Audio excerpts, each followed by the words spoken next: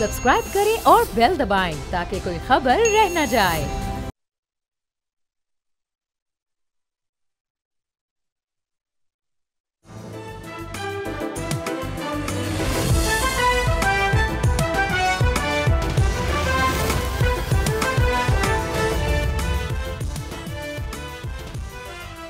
नाज़रीन, you are watching debate with Nadia Mirza. नाज़रीन, उस वक्त के most powerful DGISI general Faiz Hamid को कल 15 माह के तवील ट्रायल के बाद, जो कि मिलिट्री कोर्ट में चला, उसके बाद उनको सज़ा हो गई 14 साल की सज़ा बामुशक्क़त। अब मामला यह है कि कल से इस पर बात तो हो रही है, लेकिन उसके साथ साथ अब बात ये हो रही है कि ये खुद एहतसाबी है। एक बहुत ज़बरदस्त किस्म का प्रेसिडेंट सेट हुआ है और हकीकतन ये बात तय हो चुकी है कि no one is above the law. यहाँ तक तो बात ठीक है, लेकिन उसके बाद की जो बात है, अब लोग सवाल ये कर रहे हैं कि जब एक लंबी जो चार्जशीट जनरल फैज़ हमीद की हमारे सामने आई थी, लेफ्टिनेंट जनरल, तो उसके बाद क्या जनरल बाजवा साहब इससे बरी-उज़्ज़मा हो सकते हैं? अब उनकी बहुत सारी बातें सामने आना शुरू हो गई है। जिस ट्रायल का हम आपसे जिक्र कर रहे हैं, जो कल ISPR की एक प्रेस रिलीज़ थी, मैं मुख्तसरन पढ़ देती हूँ। 12 अगस्त 2024 को साबिक़ लेफ्टिनेंट जनरल फैज़ हमीद के खिलाफ पाकिस्तान आर्मी एक्ट के तहत फील्ड जनरल कोर्ट मार्शल का अमल शुरू किया गया, जो 15 माह जारी रहा। मुलज़िम पर 4 इल्ज़ामात में मुकदमा चलाया गया, जिनमें सियासी सरगर्मियों में मुलव्वस होना, रियासत की सलामती और मफाद के खिलाफ ऑफिशियल सीक्रेट एक्ट की खिलाफ वर्जी, इख्तियारात और सरकारी वसाइल का गलत इस्तेमाल और मुख्तलिफ अफराद को नुकसान पहुँचाने के इल्ज़ामात शामिल हैं। तवील और जामे कानूनी कार्रवाई के तहत मुलज़िम को तमाम इल्ज़ामात में कसूरवार करार देते हुए 11 दिसंबर 2025 को 14 साल कैद बामुशक्क़त की सज़ा सुनाई गई, जो 11 दिसंबर 2025 को बाज़ाब्ता तौर पर नाफिज कर दी गई। फील्ड जनरल कोर्ट मार्शल ने तमाम कानूनी तकाज़ों को मुकम्मल तौर पर पूरा किया। सज़ा याफ्ता शख्स को मुतालिका फोरम पर अपील का हक भी हासिल है। मुजरिम को सियासी अनासर के साथ मिली भगत के जरिए दानिस्ता तौर पर सियासी इश्तियाल अंगेज़ी और अदम इस्तेकाम पैदा करना और इसके अलावा बाज़ और दीगर मामलात में मुजरिम के मुलव्वस होने के मामले से अलहदा तौर पर निपटा जाएगा। अब ये जो लास्ट लाइन है, यही कहा जा रहा है कि ये सबसे ज़्यादा इम्पॉर्टेंट है। अब मामला ये है कि जो DGISI उस वक्त के जनरल फैज़ की जो भी चार्जशीट थी, जो भी उन पर इल्ज़ाम थे, जो साबित भी हुए, और लेकिन जब हम बात करते हैं जनरल बाजवा की, फैसल वाडा साहब से कल एक प्रोग्राम में पूछा गया तो उन्होंने मुकम्मल तौर पर वो इनकारी थे और क्लीन चिट दे रहे थे जनरल बाजवा को। क्या कह रहे थे? जो चार्जशीट है जनरल फैज़ के खिलाफ, उसमें सियासी मामलात में इन्वॉल्वमेंट भी है एक इल्ज़ाम। जो लोग कहते हैं कि जी सिर्फ जनरल फैज़ ही उसके ज़िम्मेदार थे और जनरल बाजवा को तो कुछ पता ही नहीं चल रहा था। मौलाना फजलुर रहमान साहब, जो कि PDM की जब पूरी कैंपेन, पूरी तहरीक चल रही थी, उसके रूही रवा थे, उसके सदर थे, और बाद में खैर उनके साथ जो हुआ वो एक अलग कहानी थी।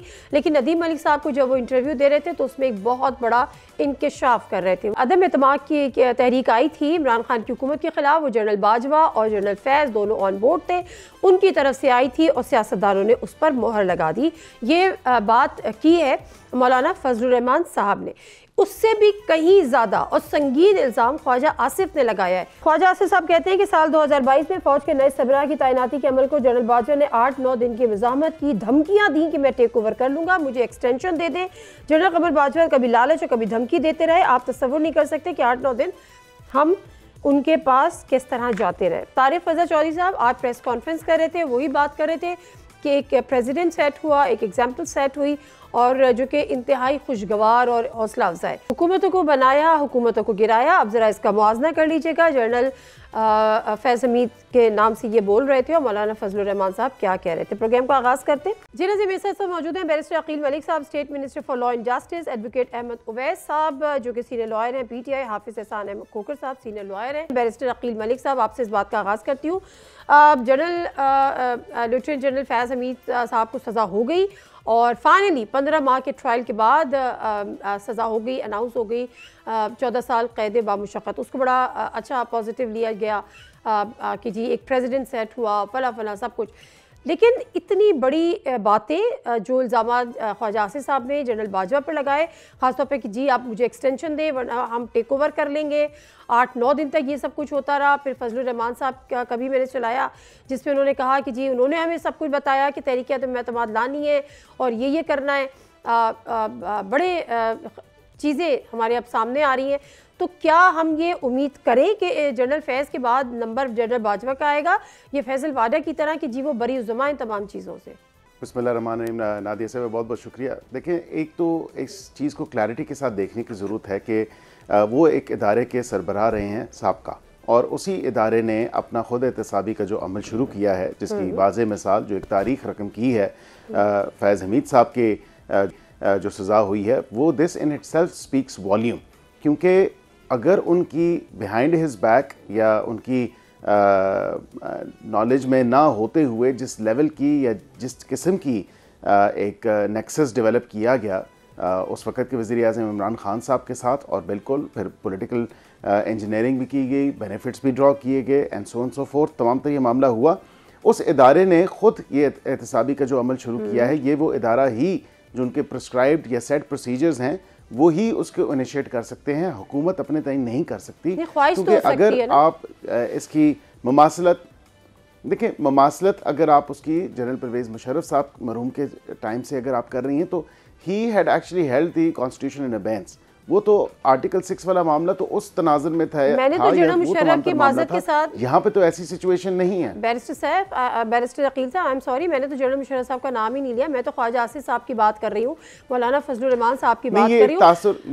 मैं ये भी नहीं कह रही कि आप लोग करें, मैं भी ये इकदाम उठाया, नहीं, मैं ये नहीं कह रही कि आप लोग इनिशिएट करें, मगर मुतालबा तो हो सकता है। नवाज शरीफ साहब का मुतालबा रहा है, वो तो जनरल फैज़ का भी नाम लेते थे, जनरल बाजवा का भी नाम लेते थे, और अभी रिसेंटली उन्होंने आके कहा है कि जनरल फैज़ साहब काफ़ी नहीं है और सब जो शामिल थे उनका एहतसाब होना चाहिए। तो जो शामिल थे उनमें जनरल फैज़ हैं या आपकी लिस्ट में नहीं है, सिर्फ ये पूछना है। जनरल फैज़ को तो देखें ऑलरेडी हो चुकी सज़ा, और उनके अभी भी स्टिल और एक दो चीज़ें ऑन गोइंग हैं, जिसका जिक्र किया मई 9 के हवाले से ISPR की जो प्रेस रिलीज़ थी, प्रेस स्टेटमेंट थी, उसमें वाज़ेह तौर पे जो आखिरी उसकी लाइनें थी उसमें जिक्र हुआ। उन्होंने कहा मई 9 और दीगर जो इश्यूज हैं वो तो है मैं मेरा सिंपल सा सवाल है बैरिस्टर अकील साहब, या आप समझ नहीं रहे या आप सब बताना नहीं चाह रहे, आप जिन का एहतसाब होना चाहिए नहीं, मैं उसी पे ही आ रहा हूँ। क्या जनरल बाजवा उस लिस्ट में शामिल है नवाज शरीफ साहब की, या अब नहीं है? देखें, जो वाज़े तौर पे जो कैरेक्टर्स बाशमूल वो अगर आर्मी ऑफिसर थे या उसके अलावा जजेस थे, हमारा तो यही जो एक स्टांस है कि जो उस वक़्त जिसने पाकिस्तान को डीरेल किया, पाकिस्तान की इकॉनमी को डीरेल किया, चलती हुई फूलती फलती हुई हुकूमत को के ख़िलाफ़ उन्होंने साजिश की, वो तमाम तर लोग जो इसके साथ जुड़े रहे किसी भी स्टेज पे किसी भी लेवल पे, उन सब का एहतसाब होना चाहिए, जिनमें जनरल बाजवा भी शामिल है। ये तो इदारे ने डिसाइड करना है कि इदारे की जो डिसिप्लिनरी प्रोसीडिंग्स हैं, जो उनका ओथ है, जो उनकी अपने अंदर रेगुलेशंस हैं, जो उनका एक जुडिशल प्रोसीजर इन वोग है, इन प्लेस है, तो उस हवाले से वो अगर एहतसाब उन्होंने किया है अपने इतने आला ओहदे पे जो फाइज अफसर थे, उनका अगर वो कर सकते हैं तो वो बिल्कुल दीगर का भी एहतसाब कर सकते हैं। जी ठीक है। क्योंकि आर्मी एक्ट का इतलाक तो आप सर्विस में हो या ना हो तब भी होता है। जी बिल्कुल ऐसे ही है। अहमद उवैस साहब, लोगों को लग रहा था, बहुत सारे लोग ये कह रहे हैं कि जी जब जनरल फैज़ का ये फैसला आया तो PTI जो है उनकी बड़ी अटैचमेंट थी, उनका बड़ा बॉन्डिंग थी, और बड़े चीज़ें वो PTI को फीड भी करते थे, उनको लेके भी चलते थे। और ख़ासतौर पे जो ISPR की प्रेस कॉन्फ्रेंस का जो लास्ट वाला पैरा है वो बड़ा इंपॉर्टेंट है कि जो अभी दीगर मामलात में मुजरिम मुलविस होने के मामले से अलहदा तौर पर निपटा जाएगा। अब इसके ताने बाने लोग PTI से ही मिला रहे हैं, इमरान खान साहब से भी मिला रहे हैं, लेकिन सवाल फिर यही आ जाता है, क्या इनको हम सिंगल आउट कर सकते हैं या नहीं कर सकते, या इसके साथ साथ जो चीज़ें हो रही थी उसमें जनरल बाजवा साहब भी ऑन बोर्ड थे? बिस्मिल्लाहिर्रहमानिर्रहीम। देखिए, आपने बड़ा अच्छा सवाल किया। बात यह है कि जब ये कहते हैं कि हमने इतने बड़े ऑफिसर को उसके ख़िलाफ़ कार्रवाई की है, आई अप्रिशिएट इट, लेकिन साथ ही साथ अगर सिमिलर कंडीशन के अंदर जनरल बाजवा को भी आप नाम लीजिए, तो फिर तो होगा कि एहतसाब का एक सिलसिला जो है एक अदारे के अंदर शुरू हुआ और एक क्रॉस द बोर्ड हुआ। और अगर वो ये नहीं होता और वो सिर्फ जनरल फैज़ हमीद के हद तक ही रहता है, तो फिर विक्टिमाइजेशन है। यह फैसला अब इन्होंने करना है, नहीं करेंगे तो हिस्ट्री बताएगी क्योंकि उस सूरत में तो फिर ये इस वक्त बरसे इक़्तिदार हैं, ये काजी इनको जनरल फायद ईसा को ये सज़ा दे दी इन्होंने। कल को जब ये दौर ख़त्म होगा, क्योंकि कुदरत का जो निज़ाम है ना उसमें चेंज इनएविटेबल है, सबसे परमानेंट चीज़ जो है वो नेचर के अंदर वो चेंज है।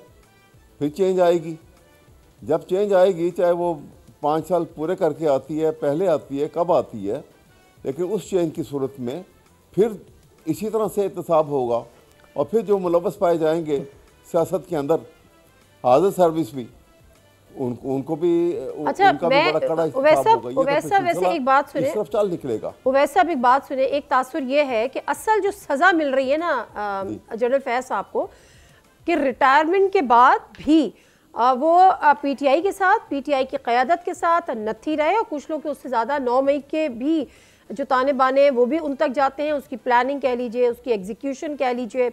इसमें तो कोई दो राय नहीं कि इमरान खान साहब बिल्कुल आपने सही, जी मैं उसी की बात कर रहा हूँ। देखिए अभी तो 9 मई के वाक़े के ऊपर तो उनको सज़ा इन्होंने देनी है, अभी वो उसका वो शुरू नहीं किया इन्होंने। अभी तो इन्होंने रिटायरमेंट के बाद उनके जो 2 साल का पीरियड जिसमें उन्होंने अभी सियासत को एक शजर ममनुआ रखना था और वो नहीं किया उन्होंने, और उसमें मुलव्वस हो गए, इस बात की सज़ा दी। मसलन आपको मिसाल दे देता हूँ बहुत बड़ी। एक मिसाल तो ये है कि जब 8 फरवरी को इलेक्शन होना था, तो उससे 10-12 दिन पहले इमरान खान को 3 केसेस में सज़ा हुई, और जज जो है और रात के 1 बजे तक बैठ के 2 बजे तक, 1:30 बजे तक, 12 बजे तक वो अदालत लगाता था। वो किसके हुक्म से लगाता था? ठीक है, मैं आगे बढ़ जाती हूँ। ना आया ना आ सकता था। अच्छा, बिल्कुल ठीक है, बिल्कुल ठीक है। और सुनिए ना सर, और नहीं सुन सकती सर, क्या हो गया? बात सुनिए सर बस कर दे। तो सुनिए तो सही ना। सर बस कर दे, मुझे आगे बढ़ने दे, फिर मैं आपके पास आती हूँ कि ये बातें इसलिए, हाँ मैं आती हूँ सर, आपके पास वापस आती हूँ। बैरिस्टर अकील साहब, सवाल ये हो रहा है कि बहैसियत डीजीसी 2017 से 2019 के दरमियान अब मामला ये था कि क्या जो पनामा वाला भी केस था, नवाशी साहब उसका इल्ज़ाम उन पर लगाते रहे, फिर जो कवर मुइज़ वाला टॉप सिटी वाला मामला था वो भी 2017 का था, फैज़ाबाद धरना और भी बहुत सारी चीज़ें। तो इस दौरान उसके बाद उनको DGISI भी बना देना, क्या जनरल बाजवा साहब इन चीज़ों से बेखबर थे? देखिए, एक तो जिस लेवल की इनको सज़ा मिली है उनके इदारे की तरफ से, मैं समझता हूँ कि उनकी कोड ऑफ कॉन्डक्ट की वायलेशन और ये तमाम तर मामला ज़रूर सामने है, डिसिप्लिन के हवाले से, मिलिट्री के वक़ार के हवाले से, और उसका क्योंकि इदारे का एक साबका सरबराह होने के नाते आई एम श्योर के देखें ना, ये मुलाकातें जो एक ऑफिशियल कैपेसिटी में होती हैं वो तो उस हद तक तो ठीक है, लेकिन उसके बाद हमने कई ऐसी तस्वीर देखी जिसमें एक 1-on-1 मुलाकातें भी होती रही हैं, और फिर ज़िद भी पकड़ी कि इनको पेशावर कोर के लिए ना भेजा जाए, इनको DGISI ही रहने दिया जाए। तो ये कम से कम तमाम वो पॉइंटर्स हैं जो पॉइंट करते हैं आपको इस डायरेक्शन में कि ये एक पॉलिटिकल नेक्सस था पॉलिटिकल इंजीनियरिंग के लिए, और उसको मतलब this is something that's outrightly illegal. तो वो इससे तो देखे ना इससे तो हो नहीं सकता। और उसके साथ साथ जो आपने बात की कि क्या उनकी नाक के नीचे, मैं तो ये समझता हूँ उनकी नाक के नीचे तमाम तर ये चीज़ें हो रही थी, उनकी कॉम्पिटेंस पे बिल्कुल आप सवाल उठा सकती हैं कि एक इदारे का साबका सरबराह है, उसकी नाक के नीचे ये तमाम तर मामला होता रहा और उसने कोई एक्शन नहीं लिया या उसको वो इससे खाइफ था। अब ये भी देखने की बात है, और इसके साथ साथ ये भी एक बात है कि क्या उनकी कमर के पीछे कमर जावेद बाजवा साहब, उनकी कमर के पीछे ये तमाम तर मामलात होते रहे और उनकी नोटिस में ये मामलात थे या नहीं थे, दैट्स अगेन अनदर क्वेश्चन जो ये सवाल उठता है। लेकिन मैं ये समझता हूँ कि बिल्कुल जिस लेवल तक, जिस हद तक एक डायरेक्ट डायलिंग हो चुकी थी इमरान खान साहब की और फ़ायज़ हमीद की, तो उसको यही नज़र आता है कि वो तमाम तर इस कॉन्टेक्स्ट से बाहर थे, शायद वो इससे खाइफ थे या उनको ये उनकी नॉलेज में नहीं होगा कि किस लेवल तक या क्या किस ग्रेविटी तक ये मामलात ये इनग्रेस हुआ हुआ है इस नेक्सस के हवाले से और उसके साथ साथ पॉलिटिकल इंजीनियरिंग के हवाले से और उसके बाद फिर उसके बेनिफिट्स रीप करने के हवाले से।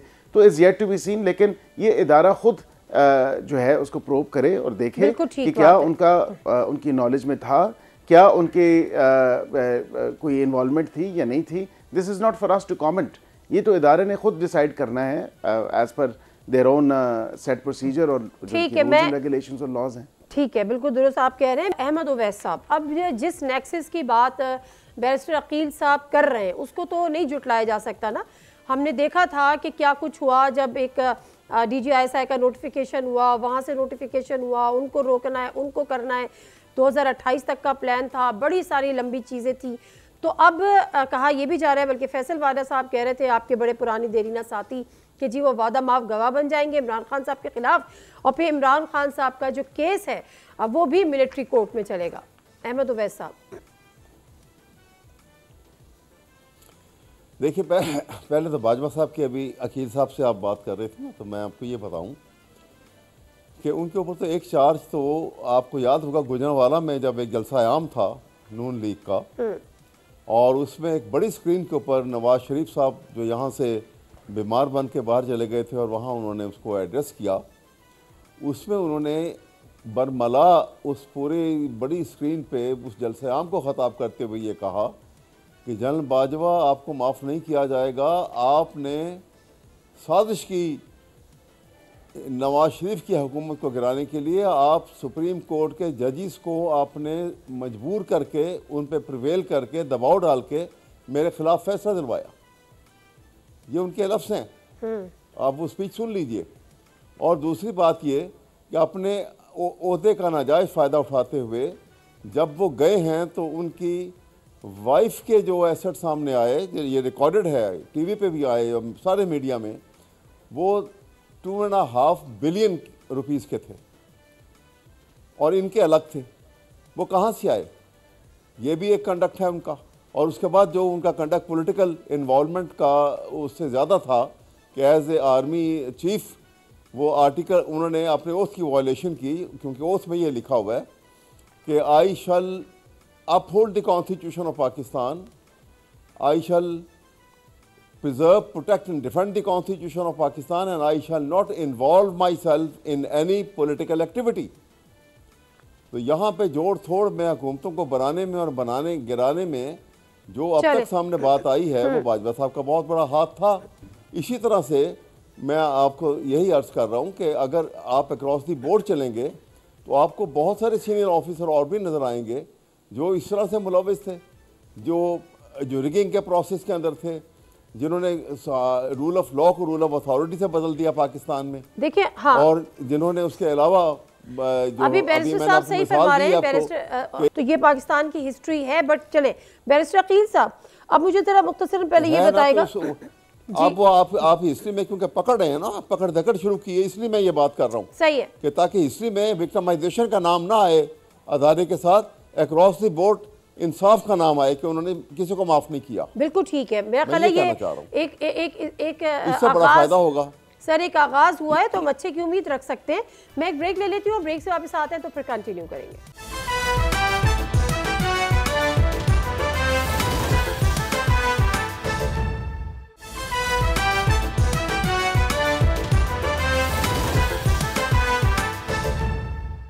जी welcome back to the show.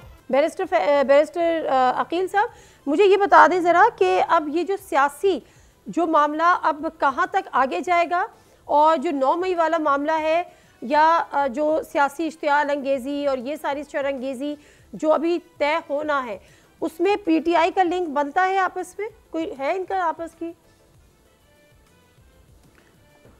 जी बिल्कुल, देखें जो DG ISPR साहब की प्रेस स्टेटमेंट है या ISPR की जो प्रेस स्टेटमेंट है, उसमें वाज़े तौर पे वो जो आखिरी 4 लाइनें हैं जिसका आपने भी जिक्र किया, तो वो अगर गौर से आप उसको पढ़ें, उसको देखें तो बिल्कुल आपको तमाम तर चीज़ें ब्लैक एंड वाइट में नज़र आएंगी कि May 9 के हवाले से जो एक नेक्सस था और उसके साथ दीगर जो चीज़ें हैं वो प्रोब या वो इन्वेस्टिगेशन या वो इंक्वायरी वो स्टिल ऑन गोइंग है, अंडर वे है।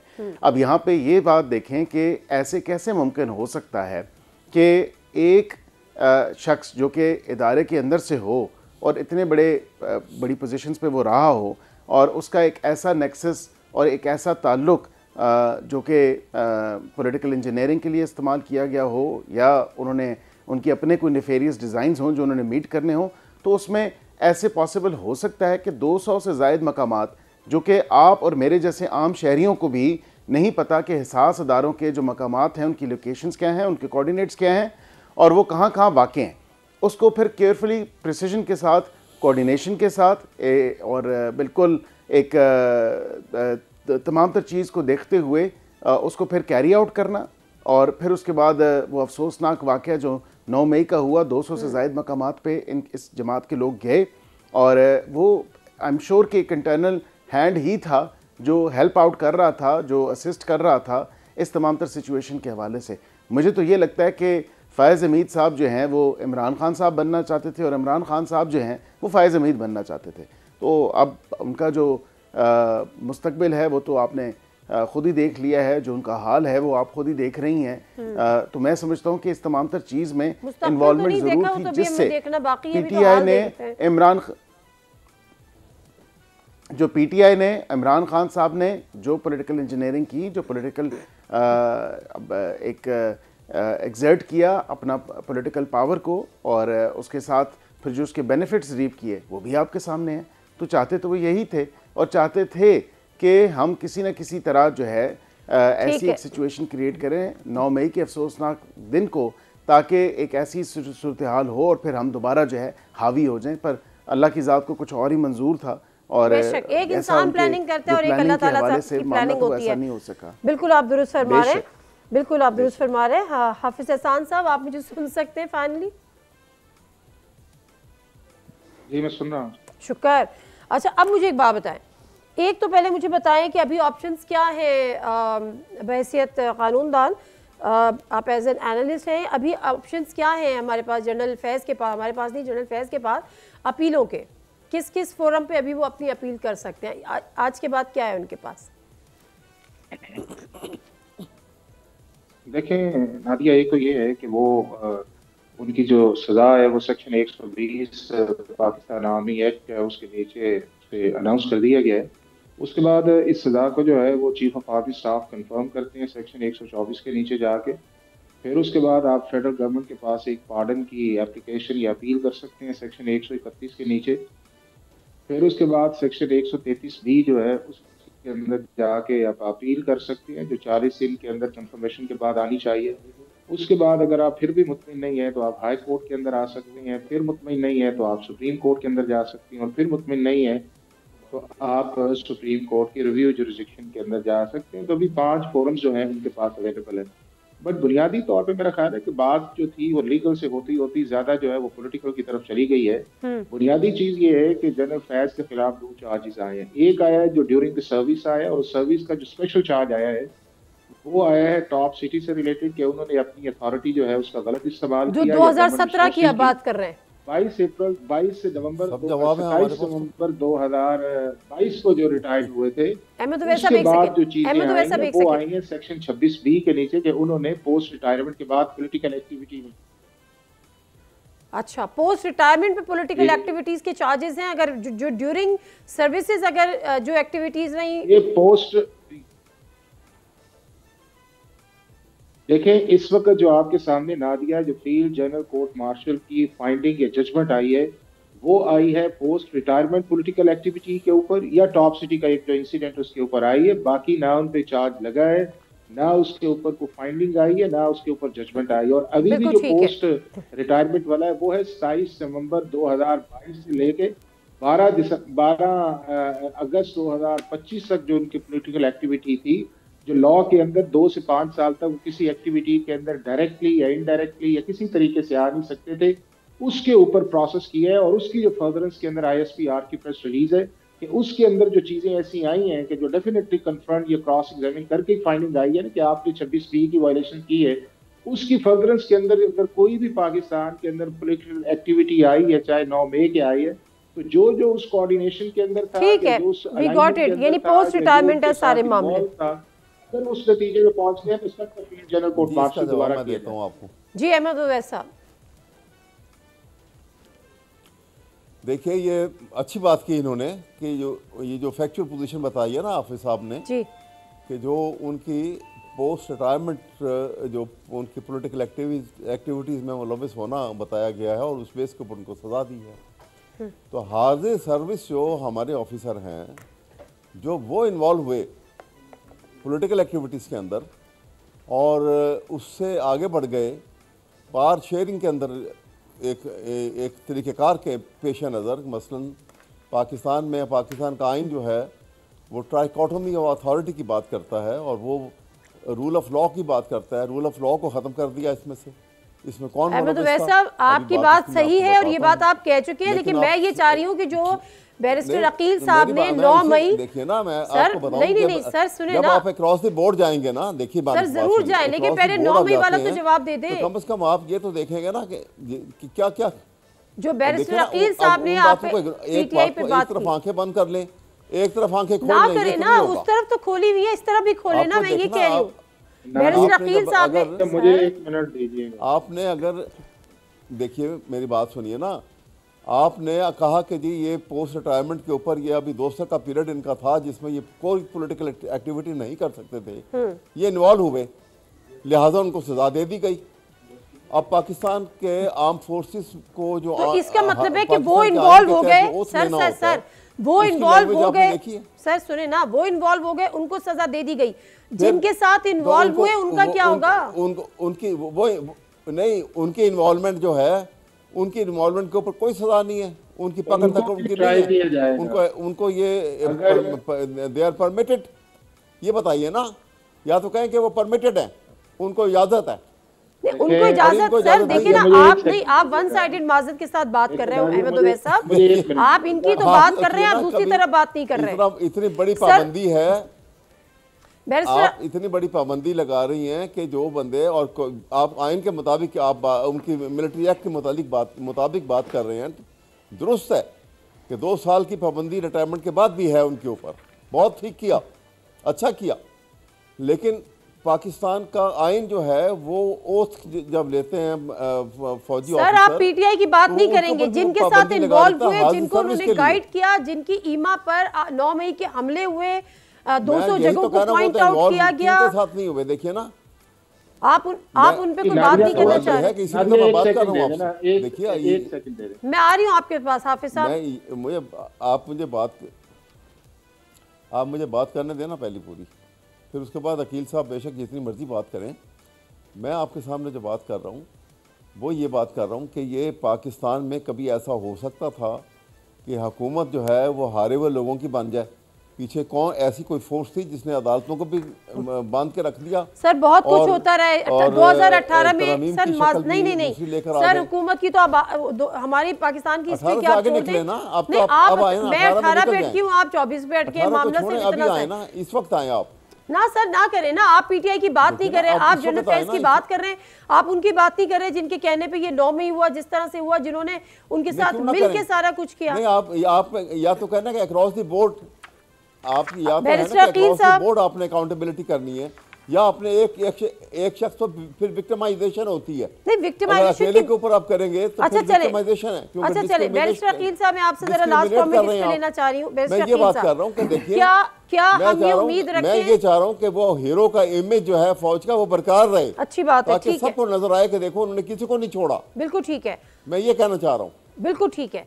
इमरान खान को भी नहीं छोड़ा, नवाज शरीफ साहब को भी नहीं छोड़ा, जरदारी को भी नहीं छोड़ा, फला को भी नहीं छोड़ा। बैरिस्टर अकील साहब जरा मेरी बात सुने, क्या इस बात का कभी इम्कान है कि जिस तरह से जनरल फैज़ के खिलाफ मिलिट्री कोर्ट्स में सजाएं हुई, केस चला, इमरान खान साहब पर भी चले अगर ये चीज़ें साबित हो जाती हैं तो?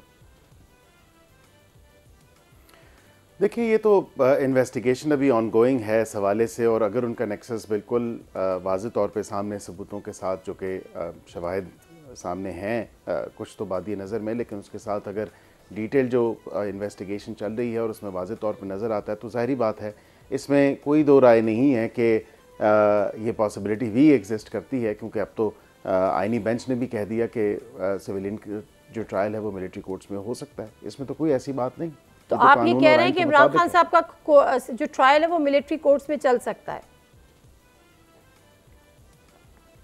देखिए, मेरा कहना की बात नहीं है, बात ये कि अगर इस और कई सिविलियंस के चल भी रहे हैं, मैं तो एक फैक्चुअल पोजीशन आपको पेश कर रहा हूँ, कई सिविलियंस को सजा भी हो गई, वो हाफिज साहब भी आपको बता देंगे, कई सिविलियंस का ट्रायल ऑलमोस्ट नियर कंप्लीशन है, और कईयों का जो है वो इमरान खान की बात करें ना,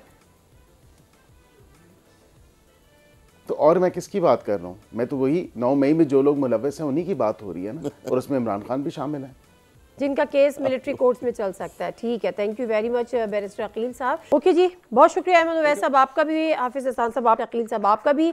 बात यही है कि जहाँ जितने कसूरवार जनरल फैज़ थे, ये जो पूरी बहस हो रही है, लेकिन इस बहस को यहीं पर इख्तिताम पजीर कर दिया है हाफिज एहसान साहब ने।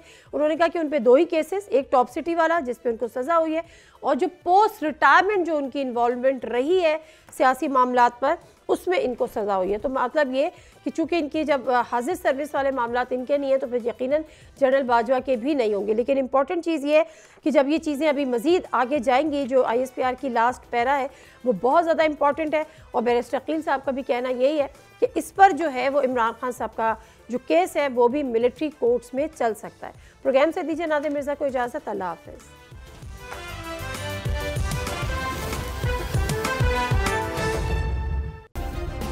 सब्सक्राइब करें और बेल दबाएं ताकि कोई खबर रह न जाए।